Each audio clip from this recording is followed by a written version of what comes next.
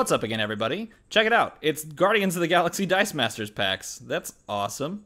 So this set is coming out next month on the 30th. They've just changed the release date, so it's next month on the 30th. But WizKids sent me 20 of these packs to open up and take a look at some of these new cards. There have not been a ton of spoilers yet for these cards. Really, I think they only put out one of those little blurbs, one of those graphics that shows the set, the pack, pictures, the art, that sort of thing.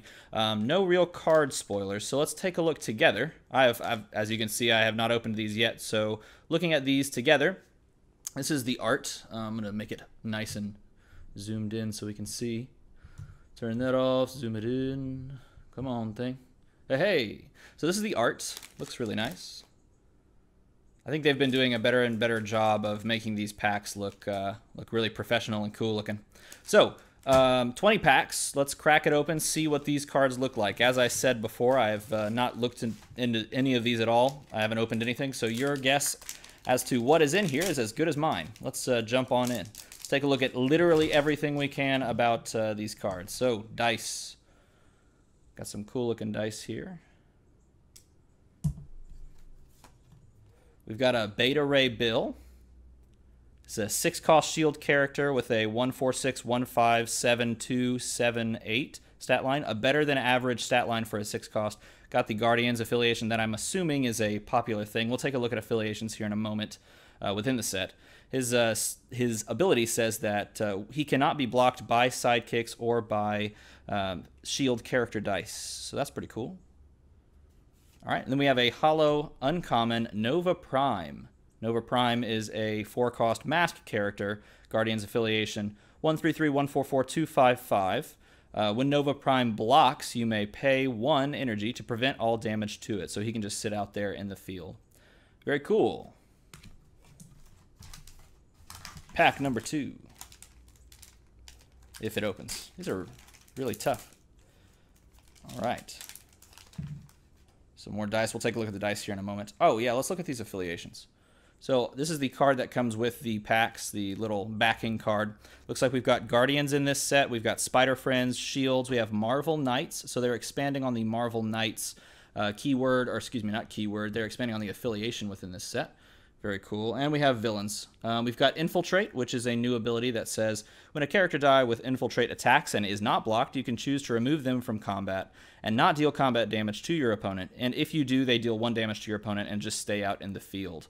We've got Call Out. When a character die with Call Out attacks, you target an opposing character die. The targeted die can only legally block the attacking die that used Call Out on it. So it's sort of like a taunt ability where you have to attack this one, or you have to block this one that is calling you out. And no other die can legally block that die used Call Out. If that die used Call Out cannot legally be blocked for any reason, i.e. an effect makes it unblockable, 2 different dice have to block this for Call Out, blah, blah, blah, then the effect of Call Out is canceled. So you can't have that crazy wombo combo of using Call Out and not allowing your opponent to block it if you have the double block kind of thing going on. You have to double block that character. Intimidate. We've already known what Intimidate is. That was in the Civil War set, and Deadly. So that's what we can expect to find within this set. Looking at the Spot, he is a 2-cost shield villain. He's got that Infiltrate keyword, so if you punch your opponent in the face with him, you can actually just choose not to do so and then pop him back into the field. 021, 122, 123 stat line. Pretty cool.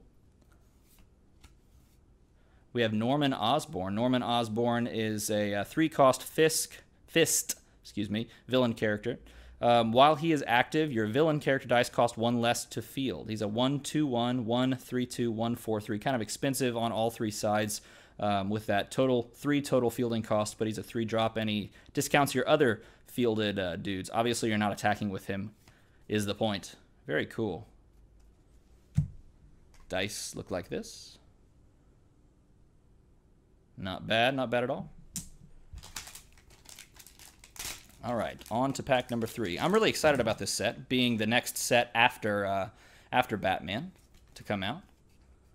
We've got Cosmo, the space dog. He's a 2-cost shield character, 1-2-0-1-3-1-3-3. That's pretty good stats for a 2-drop, especially for a dog. Not bad. When fielded, you may KO him. If you do, prevent all damage dealt to your other Guardian character dice this turn. That's an interesting ability as well. Then we have the Kiln. This is a 2-cost continuous action, shield action. It's got the continuous keyword that says players must spend 1 more energy to purchase each character die for every character die in the field zone. Whoa, that is really cool. So this punishes you for having a bunch of stuff in the field zone. This is sort of anti-aggro tech. At least that's what comes to mind off the top of my head. Very, very cool. And this does apply to both players, it would appear. Very cool. Both commons.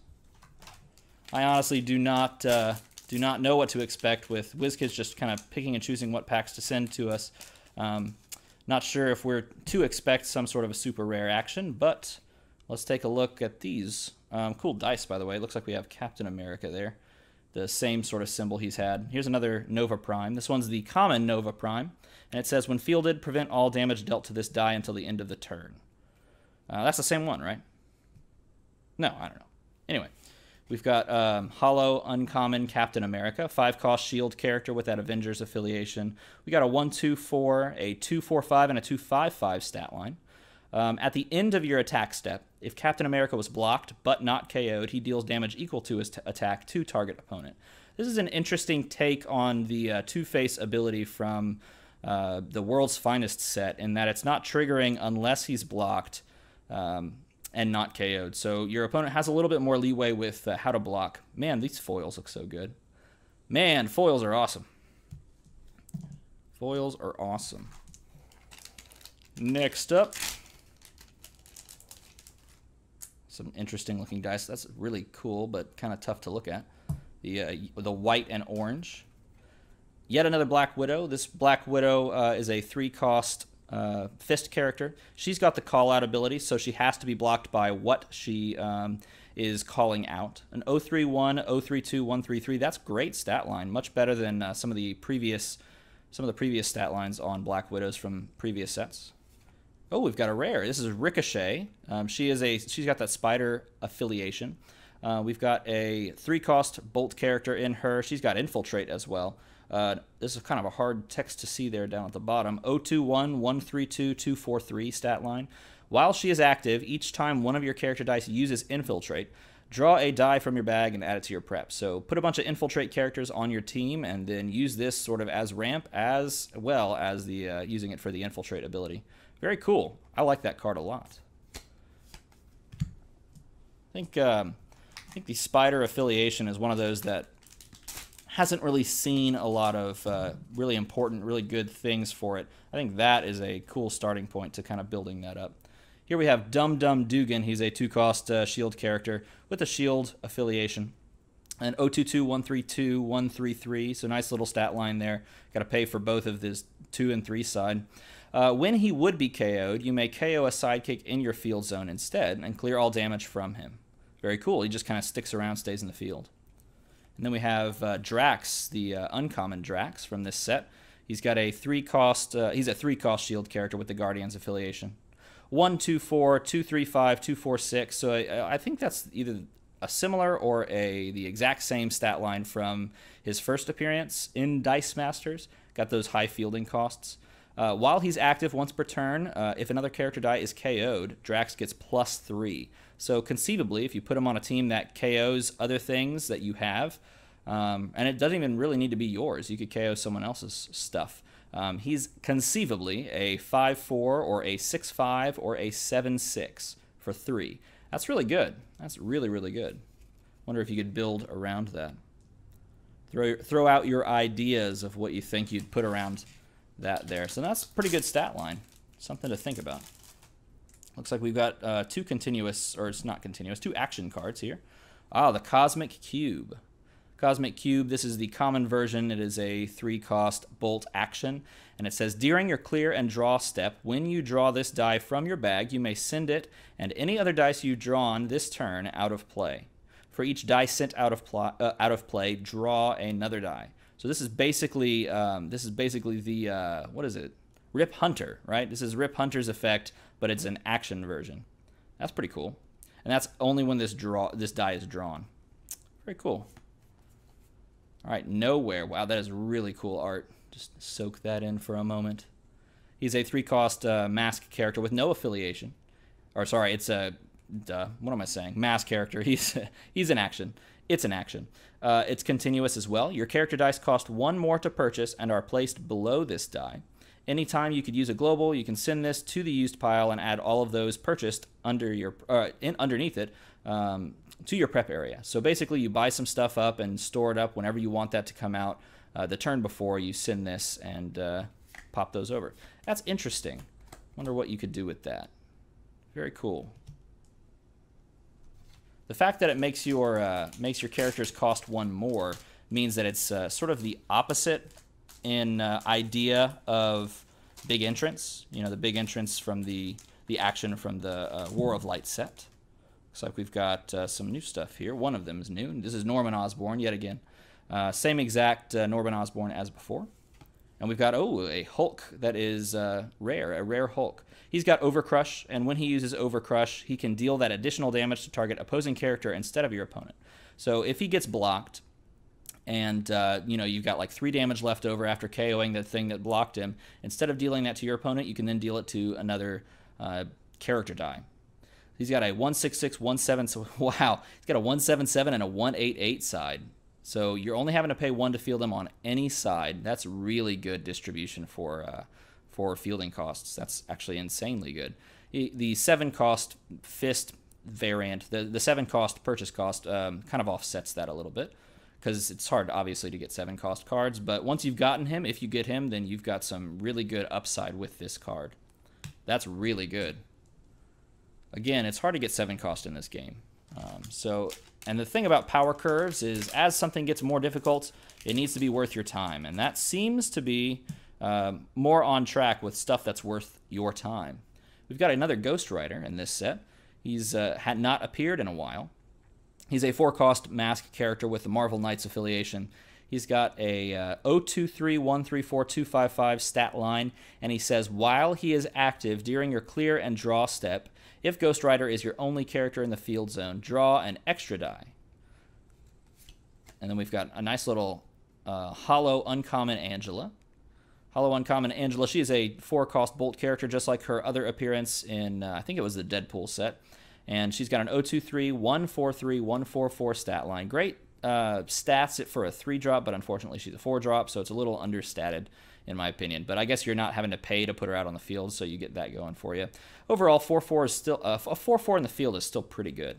She's got the infiltrate keyword, so when she attacks and hits your opponent, you can choose not to have her hit your opponent, and then just stay in the field. When she uses that ability, deal an additional damage. So she's actually pinging for 2 whenever you can push and not be blocked by her. So this encourages you to kind of just keep a bunch of them out of the field and push and hope that your opponent can't block or force them not to block. You know, something like that. Get an action die or an action card that has a global that doesn't allow them to block. All right, now we have Gamora. Here's Gamora. 3-cost fist character. 133243245, and she's got the little chit down there at the bottom. On her first side, so I wonder if that comes into play or if that's just on the card. While your opponent has any active villain character, she gets +1 attack and must attack if able. So in actuality, if you're playing against anyone that has a villain, she's a 4-3, a 5-3, or a 5-5, and she has to attack. So interesting stat buff there. Here we've got Yondu. Yondu, the 4-cost bolt character. An 031, 152, and a 262 stat line. When fielded, he deals 1 damage to all opposing character dice. So you plop him out there and he KOs sidekick walls. Pretty cool. The stat line overall is not terrible. You're getting a lot for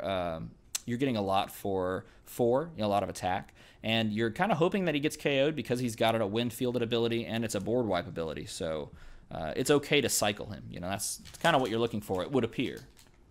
Very cool. I've got a Venom, and I can't tell, Thor or Thor's Hammer, something like that. Agent Venom. Agent Venom is a 4-cost mask character. We've got a lot of 4, a lot of 3, and a lot of 2-cost characters in these packs. I kind of like that. I like building low teams that you can get to easily. 033, 144, 155. So fielding cost is easy and great. Not bad. His ability has got the call out ability, right?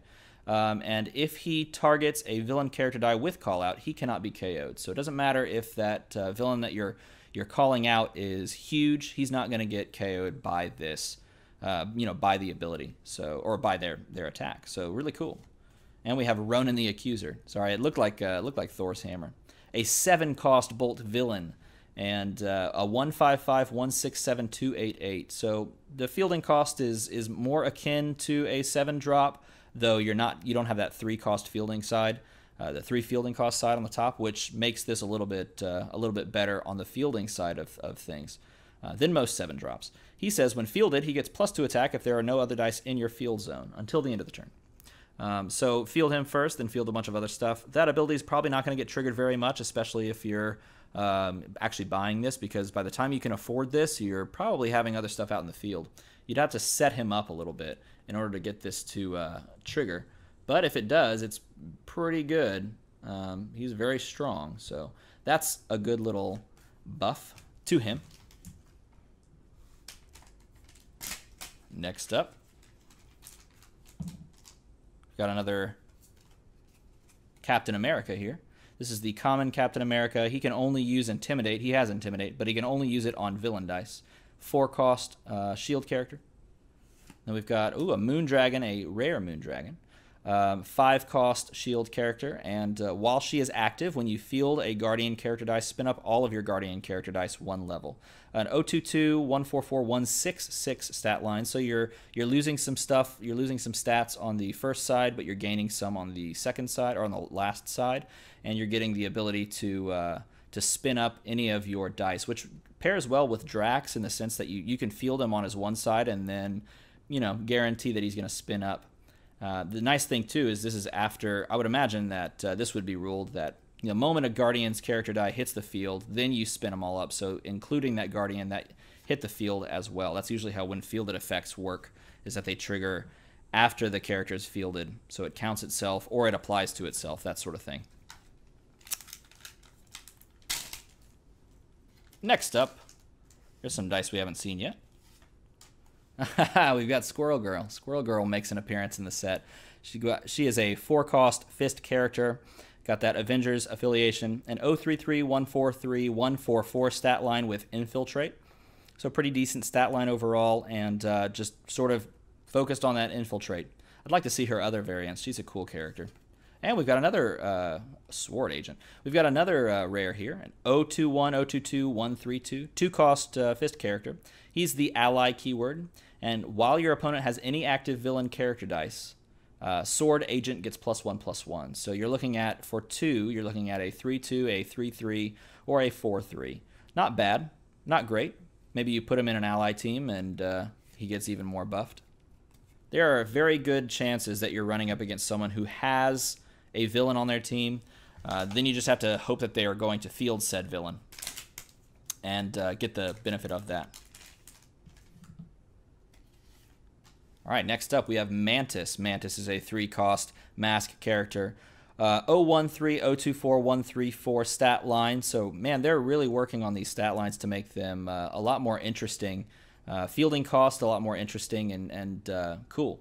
When fielded, draw a die from your bag and add it to your prep. So a simple ramp, actually more of a churn mechanic. I guess it's both. You're prepping a die every time you field her. So you're looking to cycle her, which is interesting because she's got these decent stat lines for her defense.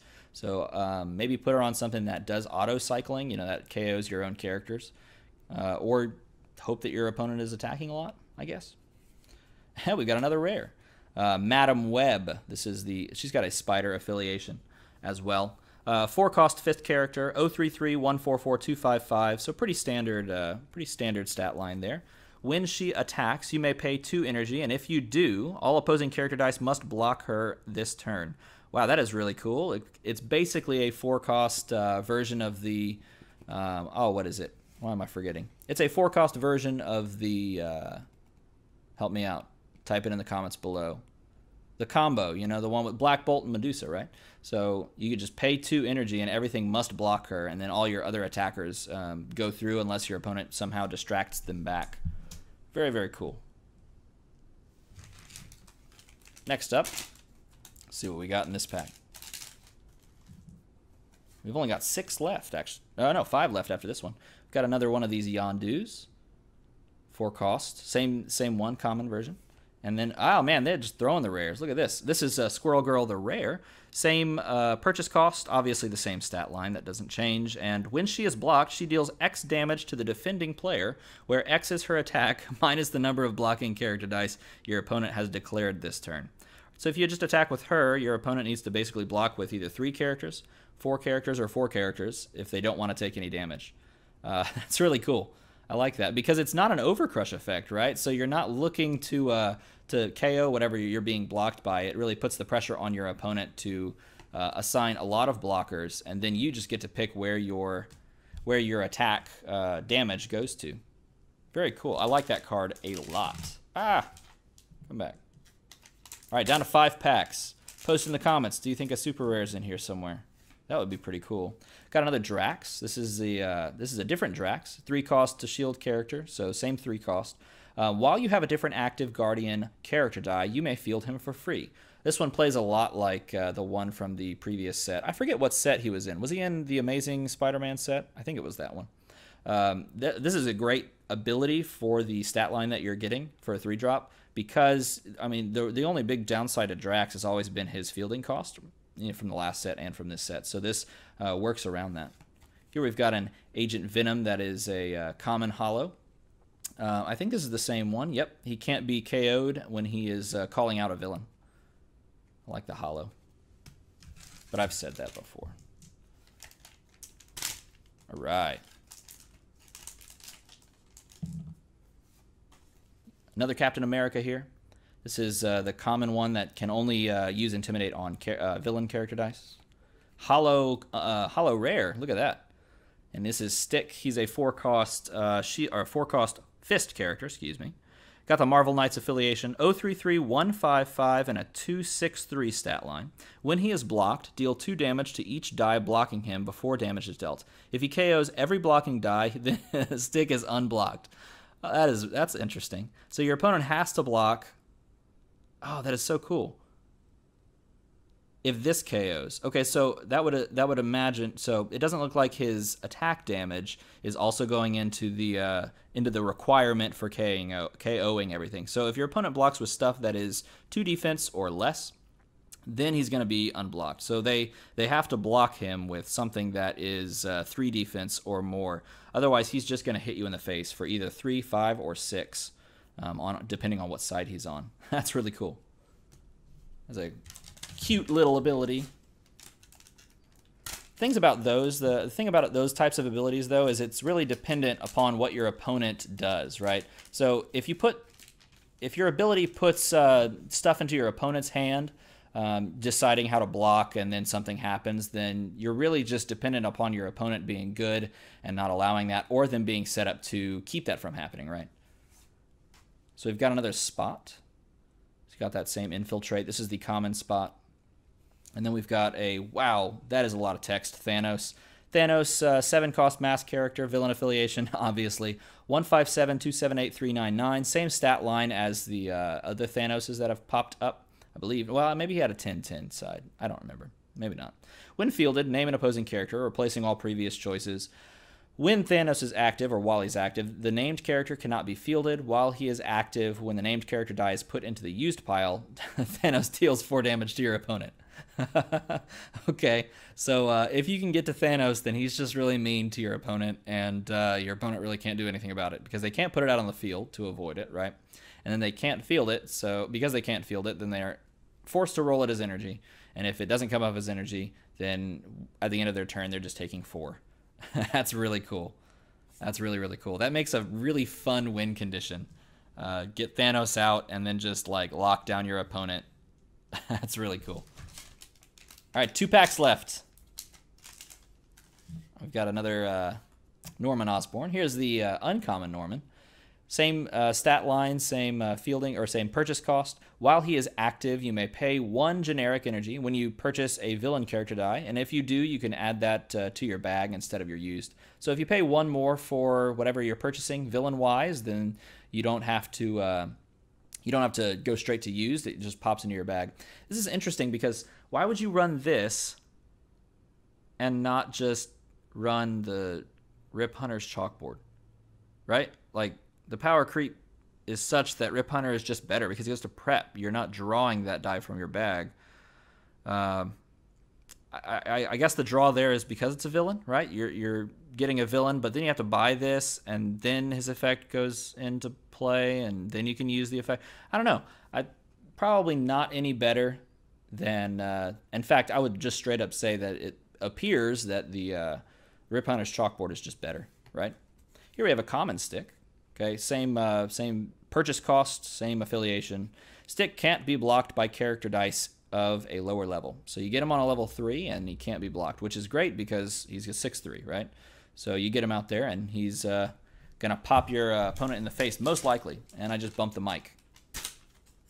Oops. Last pack. Here we go. Oop, oh, I bumped those. We've got another version of this kiln, the kiln. This is the one that sort of locks your opponent down based on what's in the field. And then we have an uncommon Ricochet. Ricochet, 2-cost bolt character with that spider affiliation. When she is blocked, KO target opposing sidekick. Interesting. So nice little utility thing. Really, but here's the biggest thing. She's a 2-cost bolt character, and she's got a 4/3, a 2/4/3 side. That is really good. And bolt is an energy that you can definitely build around and build with. I mean, just pointing towards, bolt teams with Firefly, that's a really good die to have there. You're not really going to do much attacking in those types of teams, right? You want to keep them out in the field if you're using the common Firefly, but you can certainly build around this, and 2-cost bolt characters are something that you always want to keep your eye on because of those burn-style teams. All right, that right there is 20 packs of this new set that is coming out on August the 30th. Those look really cool. I think I'm most intrigued and impressed by the stat lines that they're working around and the purchase cost. Because, I mean, looking at these cards, there are not a ton of high-cost characters, at least that I opened, right? I opened a lot of low-cost stuff, and I think that's important for the game because having these low-cost options, it really just opens up the design space or the build space for us, for the players. We can build a lot more interesting and varied teams if we have these low-cost characters because they fit into slots.